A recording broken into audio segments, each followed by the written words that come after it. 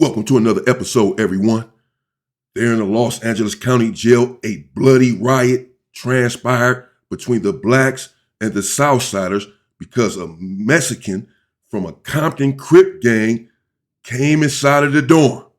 This individual was in the cell with me in the Los Angeles County Jail. Hell, I may have even spoke on him before. He was my cellie. He was a strong individual. He was cool, but he played a lot. He played too much. He was from Park Village, Compton Crip. And again, he was clearly a Hispanic, but he was cripped out. He had tattoos. He had short hair, but he joked around too much.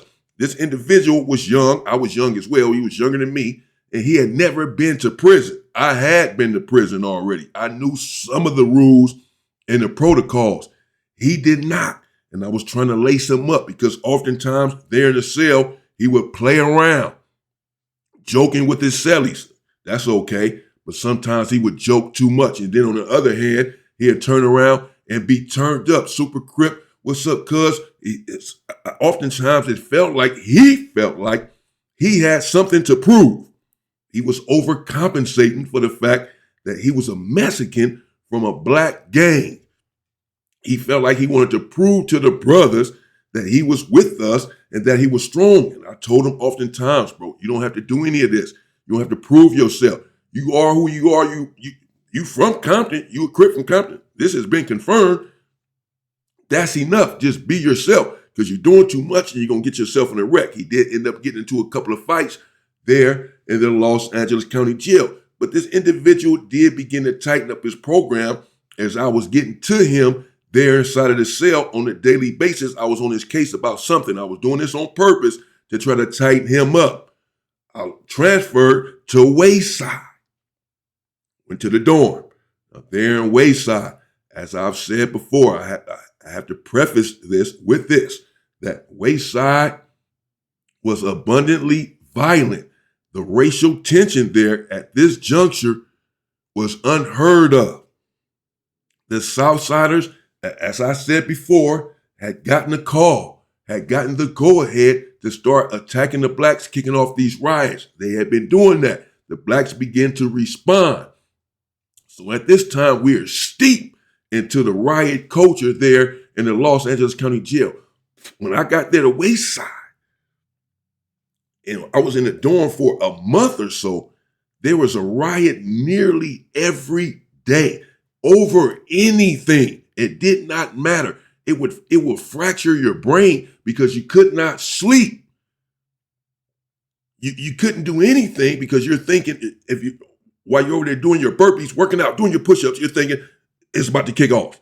At all times, you're in the shower, you're thinking it's about to kick off because it's kicking off at all times for any reason. And there's a lot of bloodshed there in the Los Angeles County Jail as it relates to the blacks and the Southsiders, unfortunately, at this time.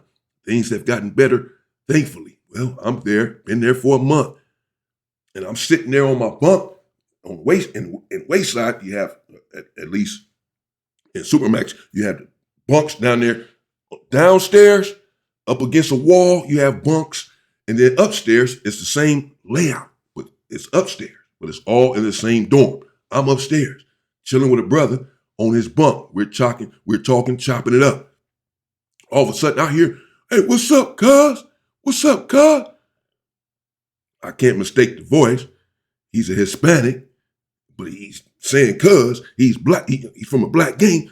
This is the dude that I was just in a cell with a month or so ago. This is my guy. I want to say, hey, hell, his name is Polo. The homie Polo from Park Village. Ain't nothing wrong with saying his name in this situation. He didn't do anything wrong. So he came and I hear him because he's loud like this. He's very loquacious.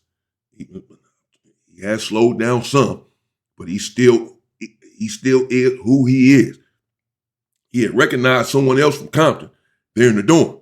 So he just, "What's up, cuz? Woo." Now he's right here at the front gate. When you come into Wayside, have you right there at the gate, everybody inside of the dorm, they looking at you, they're staring at you, they're waiting on you to come inside of the dorm. Oftentimes, they're going to the gate, the inmates are, to hit you up before, right there in front of the police before they even open this gate door. Or whatever. "Bro, where you from?" "Ooh, I'm from, come Come on up in here. You got fades. You got to squabble up. They saying this right in front of the police. The police know what time it is. It is what this is just how it's going down there in the Los Angeles County Jail. It is beset and replete with violence. Gang violence and racial violence 24 hours a day. They wait until Polo gets inside of the dorm. I heard Polo, so I go down the stairs. Then he see me like, oh, what's up, big homie? Woo. Like I did like this, like, bro, shit, calm down. Damn, stop talking so loud. It's going up. This is not a game. First of all, you're Hispanic hitting the door from a black gang, a Crip gang. I automatically know that it's about to go up. I know just because of the tension that's here in the dorm. It's going up over much less. You can literally look at someone. What you looking at, bro? What you looking at? Boom, boom, and it's up. And it's up with everybody. It's just going up for no reason. Some of these riots, some dudes are looking at it as fun. The blacks are in there to see how hard they can hit. Look, watch this, watch this. They're doing stuff like this, doing these riots. Because there's so many riots, they're not even taking it serious anymore. Some of the riots don't involve knives and this and that. It's just going up, boom, boom, and they're able to use their hands. So they're taking some of this stuff lightly. Polo, bro, you just now hitting the door. You don't know what's going on up in here. He knows that this riots that's been cracking off in Wayside. Of course, they've been happening in the Los Angeles County Jail as well. But for the most part, they're happening in this dorm setting here in Wayside. He knows this. But he does not know the politics of it all. You can't come in here being loud. You're already bringing attention to yourself. Bro, they already are about to be ready to attack you. So he comes inside of the dorm, and I see the Southsiders, they're looking at him up and down. They see automatically, because he already yelling, so they already know that he's a Crip, that he's from a black gang. He's not one of them. So they are already perturbed. They are off-put. These individuals have a lot of race pride. Now, so do I. And my thing is, I've seen multiple black Southsiders in the Los Angeles County Jail, in prison, and in Wayside, here in the dorms. Now, it's not prevalent there in the county jail to have black Southsiders, but you do run across them here and there. And it was just a black Southsider in the dorm, like across from where we are at, and nothing kicked off over this. The blacks not tripping. They probably talking about him behind his back, this dude, man, sell out, whatever. But it didn't kick off because he came into the dorm. Somehow I get a sneaky suspicion that these individuals are about to try to take off on us because Polo done hit the dorm. So it's okay for our people to go to y'all side, but it's not okay for y'all people to go to our side. And so this put me off. This upset me. Inside of the dorm was an individual that I was in CYA with, the California Youth Authority, a Southsider, a Mexican. He and I were cool there in CYA, and we have been cool right here inside of the dorm. I looked at him as the Polo came inside of the dorm. I told Polo, come upstairs. He came upstairs, and I called a few of the blacks. I didn't want to call all of the blacks and call a meeting and cause any tension or bring any attention to us. I wanted to just discuss this sort of low key. Let Polo know, bro, don't make any noise in here. Be on your P's and Q's. Chances are they're going to try to attack because you just hit this dorm. This is not a game, bro. Okay? And you have to be ready. Do you have a knife? No, bro, I ain't got no knife. Strap yourself up. Get him a strap and be ready. Nevertheless, if I feel like these individuals are about to take off on us, then we're going to get off on them first. This is just one of the tenets that I had began to live by. After seeing all of the blacks just being there as sitting ducks, being on the defensive as opposed to the offensive, I believe that I have a better chance in any situation if I am the aggressor. If there's a situation and it's about to happen anyway, I'm about to be attacked, then I need to be the one to attack first. Either it being the element of surprise, which gives me the advantage, or just being the aggressor and not being on the defensive and instead being on the offensive. Being the one to initiate the attack gives me the advantage. I believe this. I always have. I don't look for any trouble. I don't want any. I promise you, then and now. But if it comes, I am going to be the one to attack first. I have to eliminate the threat. And if I feel threatened, I'm going to attack. And I felt like these individuals were threatening. And I felt like they were going to attack. So the blacks agreed. Now, I looked at the Southsider that I had been in YA with. And I looked at him like, he was downstairs, I was upstairs. I stood right there over the rail. And I basically called his name. I ain't going to say his name here. This is my guy. Okay. And I called his name. And he looked up at, he knew exactly what I was about to ask him or whatever. And I looked at him like, what's up? Like, Polo just hit the dorm. So I'm looking at him like, your people tripping, like it's about to go up or what, bro? You know what I'm saying? This is my boy. So I'm knowing he finna let me know. He looked at me like he said it like I'm not sure yet, but yeah, like they tripping. That's how I took it. He like, man, like yeah, like they tripping, but he doing like this, like just hold up, like, nothing been confirmed yet. It's not 100% that they're about to trip on the situation, that they're about to go up. No. I can't wait on this. I cannot wait on this. I have to be the aggressor. I have to go on the offensive. So once I got that word, it was explicitly clear to me that I didn't need him to give me the word. I already knew that they were going to get off as soon as this individual hit the dorm. I knew that. I know how they operate. Bottom line. Indeed, I called the blacks together. Not just me. I'm not a hero.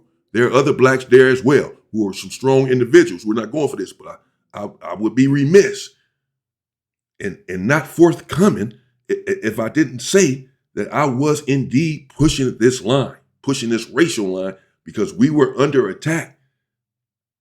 But I've explained this in prior videos. Go check it out. So I let the blacks know, bro, at dinner time, we're going to get off. Everyone be ready. Now, there's a couple of blacks who were in disagreement at first. Like, bro, what's like, for what?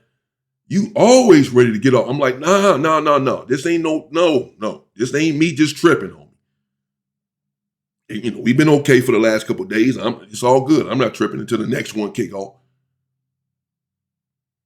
But you don't understand the politics. They're not about to let this individual sit up in here and just chill with us. And he's a Mexican claiming a black gang. It's not going to happen. With the racial tension that we experience on a daily basis here inside of these dorms. In a different setting, yes, but here, no. Now, we have a propensity to sit back and wait and let things play out. And again, I'm totally against this sort of thinking. So they finally, they understood. And they said, yeah, okay, it's cool. Now, not much strategy was involved. It's real simple. At dinner time, we getting off.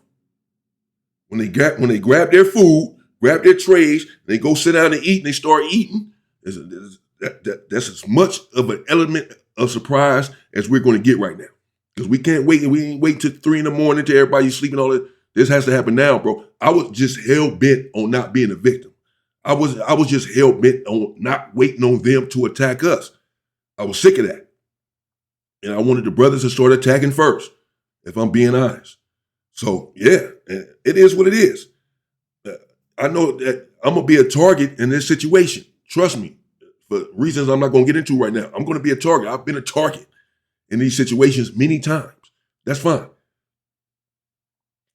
So the only strategy that was involved was telling Polo, bro, you get off on this individual right here. And me telling the brothers, some brothers, stick with me. Y'all stay with me because I'm going to stay with Polo.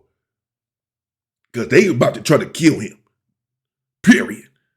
So he's going to be where all the action is at. When we kick it off, if you want some action, be right here with Polo, because they're coming. And I have to be here with him because I have to have his back. He was my celly. He running with a black gang. I'm in here pressing this line. So I can't be upstairs somewhere with an easy job. I know it's about to go up with this individual right here. So I'm going to be right here where all the funk is about to happen. And I have to be right here, as I said, because I have to have his back. But I told the brothers, a few brothers who I knew were strong, y'all stay with me, stay with Polo. Because it's about to happen right here. Wherever we're at, that's where it's about to happen. For real. But to create a bit of a distraction, y'all go off, get off on these dudes up here. Polo, you stay back here with me, with these blacks right here. Polo, I wanted Polo to get off first. You get off on this dude right here, and then we right here with you, bro. We finna follow suit, but be ready because they coming. They are coming. Everybody agree. Dinner trays come. We line up for dinner. The tension, you can cut it there with a knife. It's palpable. The Southsiders, their eyes are darting. They're looking around. The blacks, they're looking around. Blacks, they basically whistling, not trying to give it away that the attack is imminent. But the Southsiders are no dummies. They sense something is up. I can see it in their eyes. But they're always ready to go. They're prepared. They're just used to being the aggressor. It's not going to happen in this particular situation. I'm sorry. And so we grab our trays. And as soon as the Southsiders, we line up in groups. Southsiders, blacks, whites. Southsiders go first one day for dinner, and then the blacks go first the next day. Or they go first for breakfast, we go first for dinner. I've gotten to dorms where the Southsiders were going first every time, every day, breakfast, lunch, and dinner. I'm like, man, y'all dudes crazy. That's out, that's over. Now, I'm gonna have to bring y'all one of them stories, bro. I'm telling you, where that shit happened, but it changed immediately. Yeah, I'm not making this stuff up. Ask your big homies about what was going on in county jail when I was down there. I was pushing this sort of line because it was embarrassing us getting attacked all the time, and I wanted us to start attacking back, and we did. They got their trays, they sitting down there eating. They looking around though. They're ready. And the blacks who were designated to kick off the attack, they did just that. They ran over there and they kicked it off. Boom, boom, boom. This is nothing new. This is every day. This is daily activity. So everybody's ready. Everybody's prepared. They kicked it off. Boom, boom, boom, boom, boom. Now, I'm back here by the stairs. Me, Polo, and about 8 or 9 blacks. The strongest ones, I felt like, that were in the dorm. They right there with me. I got them with me. All right. Polo, he did what he had to do. He got off on a dude that I told him to get off on. He got off on him. Polo went up. Boom, boom, boom, boom, boom. And we all followed suit, the blacks. And as expected, the Southsiders rushed over there. They swarmed over there on Polo. I'm talking about they forgot everything else in the dorm and swarmed Polo. I'm talking about they swarmed them quickly. I said, as soon as Polo, dudes ran up there and kicked it off. And as soon as Polo got on the one Southsider, do. And I look and I'm looking, I'm seeing them run from every angle. Over here, in front of me, the back, they coming from everywhere, swarming right here into this one spot where we're at. I knew this was going to happen. That's why I had to be there with Polo. So here they come. Here come the Southsiders. Okay, we got some heavy hitters with us. And so it's up. Do. They got knives. And so do we. And it's going up. And there's some squabbling and there's some knife playing there. And they're on Polo. They got Polo on the ground at one point. And then that's when it really got dangerous up in there. You had to get it in there, get into the meat of it. It's a whole pack right there. You had to get up in there and just go for it, bro. Now, when I'm up in there inside of the pack, I'm swinging my thing. I feel something hit me in the back of the neck. Bam! Oh my God. Right? So I turn around, the south sider right there, got a knife in one hand and just his fist in another hand. Damn, this dude hit me in the neck, bro. Y'all supposed to be back here watching my freaking back. Dude hit me in the neck. Because he hit me hard. But I grabbed my neck and I'm trying to feel it for blood and there's no blood there.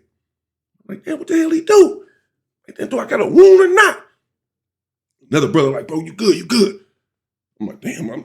So he didn't hit me with a knife, but he hit me with his fist or whatever. But he's swinging both. But in that occasion, he hit me just with his fist. They were on me too, just like they were on Polo. That's fine. I expected this. But Polo's taking care of business. Polo is bleeding. Polo is leaking. But so are a couple of Southsiders. This is one of the nastier riots. Again, there are some riots that are kicking off there where it's almost a joke. I've seen it. Blacks sitting there, look, watch this, bro. Watch, knock this dude up. Look. You know, and everybody laughing, joking, and just, it's almost for sport, almost for fun. Us in there killing each other.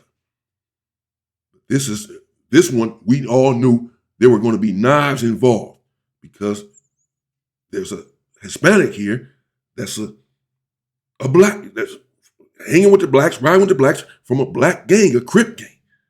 They're going to take this personal. They took umbrage to this. But it was us who had cultivated the sinister machinations. We knew. I certainly did, that we had to attack. They got Polo down there, and Polo's taking care of business.